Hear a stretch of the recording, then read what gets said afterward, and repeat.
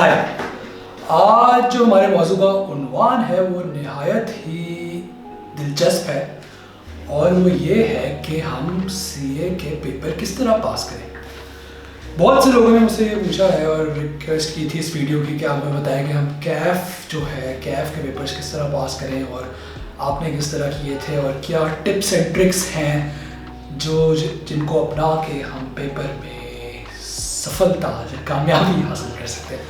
तो आज जो है मैं एक डिटेल्ड वीडियो बना रहा हूँ subject wise CAF analysis. CAF के 9 पेपर्स का मैं एक एनालिसिस देता हूँ कि क्या चीज़ है, उसमें मैं बताता हूँ कि मैं क्या क्या बात करूँगा आगे। वो मैंने लिखा हुआ है कि वो प्रोफेशनली किस तरह यूज़फुल है आगे, उसकी पासिंग रेशो क्या है, रीज़न ऑफ फेलियर क्या है, कितना टाइम आपको चाहिए होता है उस पेपर को पास करने के लिए, यानी कितनी सेल्फ स्टडी रिक्वायर्ड है, और डिफ़िकल्टी लेवल क्या है पेपर का, उसमें इन्जॉयमेंट लेवल क्या है और टीचर का रोल क्या है उस पेपर को पास करने के लिए।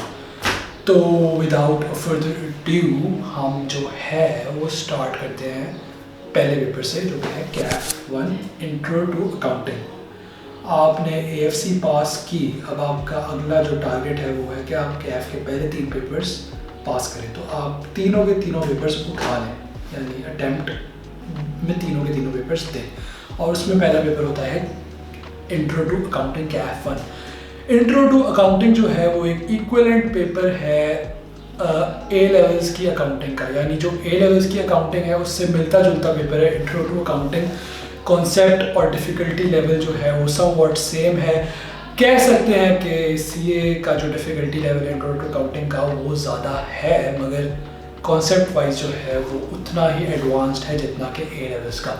यही वजह है कि A लेवल्स में से जो बच्चे आते हैं उनका इंट्रो टू अकाउंटिंग एग्जेम्प्ट होता है अगर उनके ग्रेड्स जो है वो उस हिसाब के हो। मुझे आइडिया नहीं है कि कितने उनको A या B जो भी चाहिए होता है उसको एग्जेम्प्ट करवाने के लिए, मगर उनका एग्जेम्प्ट होता है। अच्छा, अकाउंटिंग एक ऐसा सब्जेक्ट है जो कि हमारे स्कूल या कॉलेज लेवल पे कंपलसरी नहीं होता, बल्कि हमें अलहदा से ऑप्ट करना पड़ता है। तो इसलिए मेजॉरिटी ऑफ द स्टूडेंट्स जो हैं वो पहली दफ़ा CA में आके अकाउंटिंग पढ़ रहे होते हैं। इसीलिए जो है वो डेबिट क्रेडिट की जब वो दुनिया में आते हैं तो उन्हें समझ नहीं आती कि ये क्या हो रहा है और ये मतलब ऐसे भी होता है, हमने तो आज तक ऐसा कुछ पढ़ा नहीं, तो मुश्किलात आती हैं। लेकिन उसके बावजूद ऐसा नहीं है कि जी आप जो है वो पहली अटैम्प्ट में जो है अगर आपने इंट्रो पहले पढ़ी ही नहीं है तो आप पास ही नहीं कर सकते। मैंने 2 महीने पढ़ के पास की थी स्पेशल अटैम्प्ट दे के, तो पॉसिबल है। और इसमें अकाउंटिंग के पेपर में जो है ना टीचर का रोल वो बहुत ही मेजर होता है। एक अच्छा टीचर आपको मिल जाए तो आपके जो है ना वो कॉन्सेप्ट्स कहाँ से कहाँ पहुँच जाते हैं, क्योंकि ये एक प्योरली कॉन्सेप्चुअल बेस्ड पेपर है। इसमें जो आपने पढ़ा है वो जो आपने किताब तो वैसे कोई स्टैंडर्ड किताब नहीं है जिससे आप पढ़ के जो है थ्योरी पढ़ के आप वो पेपर दे रहे हो। वो तो कॉन्सेप्ट्स हैं, स्टैंडर्ड्स हैं, उसके हिसाब से जो चीज़ हो रही है, डेप्रिसिएशन किस तरह हो रही है, फाइनेंशियल स्टेटमेंट्स किस तरह बन रही हैं, ये सब चीज़ें जो हैं ये आपको एक टीचर ही मतलब बिल्कुल बेसिक लेवल से पढ़ाता है। और CA की ये एक अच्छी बात है कि जो भी आप सब्जेक्ट पढ़ते हैं ना वो बिल्कुल बेसिक लेवल से टीचर आपको पढ़ाता है, बिल्कुल, यानी उसकी अलिफ बे से वो उस सब्जेक्ट को वहाँ से उठाता है और फिर आपको जो है वो टोटल उसके जो कोर है, उसकी जो एसेंस है वहाँ तक उसको लेके जाता है। अच्छा, इसके साथ साथ अकाउंटिंग का जो पेपर होता है उसमें टाइम कितना लगता है, सेल्फ स्टडी में कितना टाइम देना चाहिए। तो जो अकाउंटिंग के पेपर्स हैं ना जितने भी हैं वो टाइम जो है ना वो एक मैग्नेट की तरह है, वो आपका टाइम खींचते हैं। आप एक दफ़ा बैठते हैं ना जब सवाल करने या कुछ पढ़ने, तो आप ऑटोमेटिकली आपको टाइम का पता नहीं चलता और जो है आप करते रहते हैं। यही वजह है कि आगे जाके अकाउंटिंग की 3-3 घंटे की भी क्लासेस होती हैं, मगर वो फील नहीं होता कि आप 3 घंटे से एक ही क्लास में बैठे हैं, क्योंकि आप इतना उस अकाउंटिंग में इतना इन्वॉल्व होते हैं कि आपको फिर वो पता नहीं लगता। जबकि थ्योरी की आप आधे घंटे की क्लास लेके ना बंदे की बस हो जाती है कि नहीं यार, हाँ कट जाना है। और मुझे पर्सनली जो है वो अकाउंटिंग काफ़ी मज़े की लगती है, बिल्कुल ड्राई सब्जेक्ट नहीं है, काफ़ी मज़े का है। और ये है कि आगे जाके लेकिन जब एक आपके सवाल देखता है ना बंदा तो ये ज़रूर सोचता है कि यार ये क्या दिमाग लगा के इन्होंने कहाँ मुझे फंसा दिया। अगर हम बात करें कि प्रोफेशनली कितना यूज़फुल है इंट्रो टू अकाउंटिंग, तो बहुत यूज़फुल है, क्योंकि पहले तो आपके जो आगे के पेपर्स हैं FAR 1, FAR 2, CFAP, MSA 1, ये सारे अकाउंटिंग बेस्ड हैं, तो बेस जो आपकी बेस बनेगी वो इंट्रो टू अकाउंटिंग में बनेगी, और फिर आपको ऐसा ऐसा आगे लेवल आपका अप होता रहेगा। और बाकी चार्टर्ड अकाउंटेंसी, तो अकाउंटिंग तो कोर है सब्जेक्ट इस डिग्री का, तो इसलिए जो है अकाउंटिंग जो है वो मेजर सब्जेक्ट है, ऑडिट है, अकाउंटिंग है, और बाकी की जो इम्पोर्टेंस है वो कह सकते हैं कि इन दो सब्जेक्ट्स की निस्बत कम है। अच्छा, अब इंट्रो टू अकाउंटिंग की पासिंग रेशो की बात करते हैं, और मैंने जो है वो पिछले 3 अटैम्प्ट्स का डेटा जो है वो इकट्ठा किया है। उसमें आप खुद ही कंपैरिजन करके आपको पता लग जाएगा कि किस सब्जेक्ट की कितनी जो है पासिंग रेशो रहती है ऑन एवरेज। तो अगर मैं इंट्रो टू अकाउंटिंग में ऑटम 19 जो कि पिछली अटैम्प्ट थी उसकी बात करूँ, तो उसमें टोटल 4224 लोगों ने पेपर दिया, उसमें से 2020 पास हुए, यानी कि तकरीबन 48% जो है वो पासिंग रेशो रही। उससे अगली अटैम्प्ट में जो है 34.2% पासिंग रेशो रही, और उससे अगली अटैम्प्ट में 33.3% पासिंग रेशो रही। 50% मार्क्स आपको चाहिए होते हैं पेपर पास करने के लिए। और अकाउंटिंग एक ऐसा सब्जेक्ट है जो कि अगर जब आप टीचर्स से आगे पढ़ेंगे तो वो आपको पहले दिन ये बता देंगे कि अकाउंटिंग पास करना जो है वो एक आसान काम है, एक मुश्किल काम नहीं है, क्योंकि 50 नंबर लेना अकाउंटिंग के पेपर में मुश्किल है, लेकिन इतना मुश्किल नहीं है जितना कि बाकी सब्जेक्ट से अगर आप कंपेयर करें।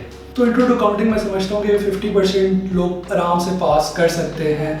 जो कम रेशो हमने देखी उसका एक रीज़न ये है कि लोग नए नए AFC से आते हैं, उनको पता नहीं होता कि पेपर किस तरह अटैम्प्ट करना है, तो इसलिए जो है ये ट्रेंड देखने में आया है कि जो है वो 30s में जो है वो पासिंग रेशो रही है पिछली 2 अटैम्प्ट्स में। बट मैं ये समझता हूँ कि जो है ये एक आसान पेपर है, इसको पास करना इतना मुश्किल नहीं है अगर आप अपने कॉन्सेप्ट जो है वो शुरू से डे 1 से क्लियर रखें। अब बात करते हैं कैफ 2 की, intro to economic and finance.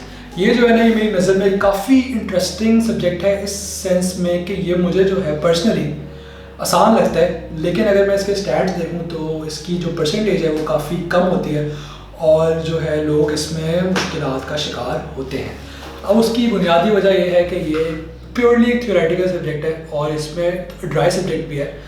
तो बच्चों को ये मसला इसमें आता है कि जो हमारा जो एजुकेशन सिस्टम है अल्हम्दुलिल्लाह वो ऐसा है कि हमें जो है वो चीज़ें रिप्रोड्यूस करना नहीं सिखाया जाता। बचपन से हमें ये सिखाया जाता है कि ये किताब में लिखा है और ये आपने पेपर में ऐसे लिख देना है जैसे ये किताब में लिखा है। CA जो है वो बिल्कुल एक मुख्तलिफ एग्जामिनेशन पैटर्न पे चलता है, और वो ये होता है कि वो जो बुक में पढ़ाया है वो तो आपके कॉन्सेप्ट बना रहा है, जो पेपर आ रहा है वो सिनेरियो बेस्ड आ रहा है, उसमें रियल लाइफ सिनेरियोज हैं, उसमें कंपनीज इन्वॉल्व हैं, यानी फ़लानी कंपनी में ऐसा है या कोई स्टैट्स इन्वॉल्व हैं, तो वो जो है ना उसको फिर रिप्रोड्यूस करना, वहाँ पे बच्चे मार खा जाते हैं। एक तो इंग्लिश की वजह से कि जी इंग्लिश हमारी इतनी कोई अच्छी होती नहीं है, दूसरा यही है कि हमने जो है बचपन से ऐसा किया ही नहीं होता।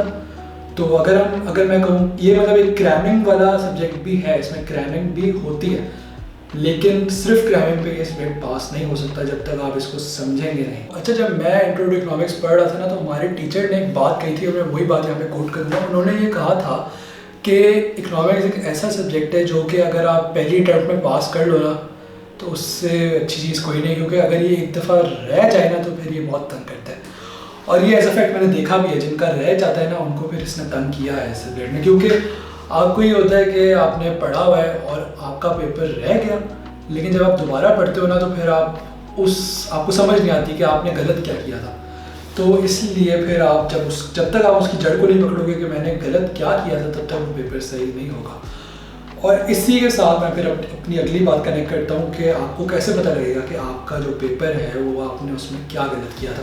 तो ICAP की जो है वो एक बड़ी अच्छी चीज़ है, वो ये है कि ICAP जो है अपने रिज़ल्ट के साथ साथ एक मार्क्स तो नहीं बताता जिनका पेपर पास होता है, जिनका फेल होता है उनको बताता है, ना ही पेपर दिखाता है।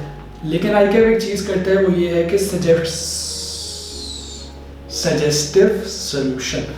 सजेस्टिव सोल्यूशन जो है वो अपनी वेबसाइट पे अपलोड कर देता है कि ये जो है हमारे लिहाज से सही सोल्यूशन था। अच्छा, उसमें आपको ये पता लग गया कि सही क्या था। अब ये तो पता लग गया सही क्या था, मगर इसमें ये तो नहीं ना पता लगा कि आपने क्या गलत किया था।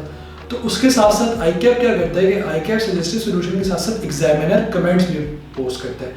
एग्जामिनर कमेंट्स में ये होता है कि एग्जामिनर जिसने आपका पेपर चेक किया है वो अपने कमेंट्स देता है कि बच्चों ने, मेजॉरिटी ने क्या गलतियां की, इस सवाल में कॉमन मिस्टेक्स क्या थी, बच्चों ने इसको किस तरह से इम्प्लाई किया कि ये जो सवाल है इसका मतलब ये है, हालांकि इसका मतलब ये नहीं था, इसको इस तरह नहीं अटेम्प्ट करना था, इस तरह अटेम्प्ट करना था। वो बहुत ही डिटेल्ड जो है ना एग्जामिनर कमेंट्स होते हैं, उसमें यानी परसेंटेज होती है कि इतने परसेंट बच्चों ने 0 मार्क्स लिए या इतने परसेंट बच्चों ने पासिंग मार्क्स नहीं लिए, और या फिर ये कदर आसान था और लेकिन बच्चों ने इसको इस तरह लिया। तो उससे आपको ये पता लग जाता है कि असल में प्रॉब्लम क्या थी, क्योंकि मेजॉरिटी की प्रॉब्लम ना सेम ही होती है हर कोई, क्योंकि एग्जामिनर जब एग्ज़ाम बनाया है तो उसने ये सोचते हुए बनाया कि उसने बच्चों को मैनिपुलेट करना है, उसने बच्चों को ज़रा ट्रिक करना है कि ये ऐसे नहीं ऐसे है, ताकि हम अपनी प्रोफेशनल जजमेंट के हिसाब से पेपर करें। अब इसकी बात करते हैं रेशो की, पासिंग रेशो की। तो पासिंग रेशो में ये अगर मैं स्प्रिंग 19 की बात करूं तो उसमें पासिंग रेशो थी 29.5%, अगली अटैम्प्ट में 43.6% और उससे अगली जो अभी लेटेस्ट रिजल्ट है उसमें 33%। तो ये जो है इसकी वजह से पासिंग रेशो जो है वो लेट 20s या अर्ली 30s में ही रहती है, ये बीच में 40s में आ गई है, बट इसका ट्रेंड मैंने यही देखा है कि ये लेट अर्ली 30s तक ही इसकी मैक्सिमम जाती है। उसकी भी एक वजह यही है कि AFC से बच्चे आते हैं जी, शहजादे होते हैं, हमें तो सब आता है और फिर बस चिल करते हैं, फिर लग पता जाता है। अब हम जो है बात करते हैं CAF 3 की, जो कि है बिजनेस लॉ। बिजनेस लॉ जो है वो मुश्किल तरीन पेपर कंसिडर किया जाता है CAF लेवल का, और वो करना मेरा ख्याल है जायज़ भी है, क्योंकि जो बिज़नेस लॉ में वो घुमाता है ना वो और किसी पेपर में इतना नहीं घुमाता। और बिज़नेस लॉ की ये बात है कि हम जो है वो अकाउंटिंग की डिग्री कर रहे होते हैं, तो एकदम से एक पेपर लॉ का आ जाए तो वैसे ही हमें समझ नहीं आता और हाथ पाँव फूल जाते हैं। बिजनेस लॉ में वो 2 ब्रांचेस टेस्ट करता है लॉ की, एक मर्केंटाइल लॉ और एक कंपनी लॉ। तो जो 100 नंबर का पेपर है उसमें से 50 नंबर मर्केंटाइल लॉ का आता है और 50 नंबर कंपनी लॉ का। अब जो मर्केंटाइल लॉ है वो तो कम्प्लीटली कॉन्सेप्चुअल है, लेकिन जो कंपनी लॉ है उसमें कॉन्सेप्ट्स के साथ साथ आपको चीज़ें याद करनी पड़ती हैं, वो भी अच्छी तरह से। तो अब होता ये है कि बच्चे जो है करते ये हैं कि जी पहला कॉम्बिनेशन है ना, पहला इंट्रो इकोनॉमिक्स और लॉ। तो लॉ जो है वो काफ़ी लोग एंड पे ले जाते हैं कि हम एंड पे देंगे पेपर क्योंकि मुश्किल पेपर है, लेकिन मैं पर्सनली ये मैं जो मानता हूँ कि अगर लॉ पहले दे दो तो अच्छा है, क्योंकि बाद में जो है मैनेज करना लॉ को मुश्किल हो जाएगा, क्योंकि लॉ में अटैम्प्ट जो है वो लग ही जाती है बंदे की, अगर अच्छी तैयारी करके भी अटैम्प्ट मोस्टली बंदों की लग ही जाती है, तो वो अच्छा है कि पहले ही दे दो और जल्द से जल्द निकाल दो। अच्छा, मर्केंटाइल लॉ जो है उसकी प्रोफेशनल इंपॉर्टेंस CA में नहीं है, होगी भी अगर तो बहुत कम है, जबकि कंपनी लॉ की बहुत ज़्यादा है। तो मर्केंटाइल लॉ जो है वो यहीं पे ख़त्म भी हो जाता है, यानी आगे कोई पेपर नहीं है मर्केंटाइल लॉ से रेलेवेंट, जबकि कंपनी लॉ में CFAP लेवल पे भी टेस्ट होता है। लॉ में जो है वो टीचर का रोल वो बहुत ही मैसिव होता है, इकोनॉमिक्स में टीचर का रोल कम होता है, यानी कि जो ICAP का स्टडी टेक्स्ट है अगर आप उसको भी पढ़ लें और समझ लें, अगर आपके अंदर इतनी कैपेबिलिटी है अगर उसको पढ़ के समझ लें तो वेल एंड गुड है, मतलब अकाउंटिंग से कम होता है इकोनॉमिक्स में। लेकिन लॉ में जो है वो काफ़ी ज़्यादा आपको डिपेंडेंट होना पड़ेगा टीचर पे, क्योंकि उसके जो कॉन्सेप्ट्स हैं और उसमें जो बातें हैं वो काफ़ी कंफ्यूजिंग होती हैं और आम बंदा ऐसे पढ़ के किताब को नहीं समझ सकता। तो लॉ की क्लास मत छोड़ा करें, समझ आई।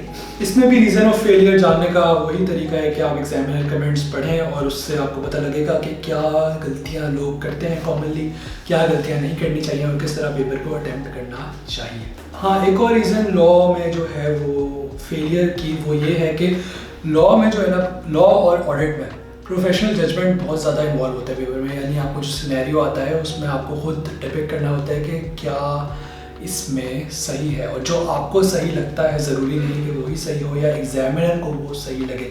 इसीलिए भी जो है हमें लगता है कि नहीं यार ये मुझे तो यही लगता है। जैसे आप जो है लोगों का ओपिनियन लें किसी चीज़ पे, तो 50 लोगों का ओपिनियन लें, 50 डिफरेंट ओपिनियन होंगे, लेकिन क्या सारे ओपिनियन सही होंगे और उस बेस्ट ओपिनियन होगा?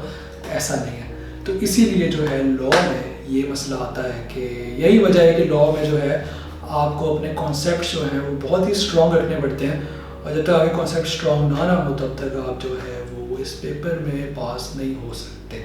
अब अगर हम इसकी पास रेशो की बात करें तो स्प्रिंग 19 में 21%, ऑटम 19 में 22% और स्प्रिंग 20 में 28%। तो ये जो है ये पिछली 3 दफ़ा से ये मैं आपको ज़्यादा परसेंटेज है, यानी उससे पहले ये 20 से ऊपर नहीं जा रही थी, बल्कि जबकि पिछली 3 अटैम्प्ट से ये 20 से ऊपर जा रही है। तो आप एक्सपेक्ट करें कि ये ऐसे ही रहती है, यानी 20% इसको मैक्सिमम कंसिडर करें।